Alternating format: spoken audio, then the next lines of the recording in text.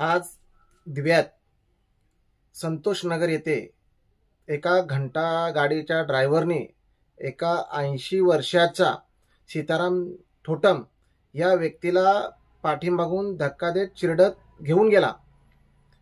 लोकांनी आवाज देऊन त्याला गाडी थांबवण्याचा प्रयत्न केला, परंतु त्याच्या कानात हेडफोन असल्यामुळे तो फोनवर बोलत असल्यामुळे आजूबाजूच्या लोकांचा त्याला आवाज आला नाही आणि तो त्या व्यक्तीला फरफटत घेऊन गेला आणि त्या व्यक्तीचा दुर्दैवी मृत्यू झालेला आहे। कदम म्हणून ह्या ड्रायव्हरचं नाव आहे। या ड्रायव्हरवरती मनुष्यवधाचा गुन्हा दाखल झाला पाहिजे आणि सदर सीताराम थोटम यांच्या कुटुंबाला ठाणे महानगरपालिकेने तात्काळ 10 लाखाची मदत जाहीर करावी, अशी आम्ही शिवसेना उद्धव बाळासाहेब ठाकरे पक्षाकडून मागणी करतो।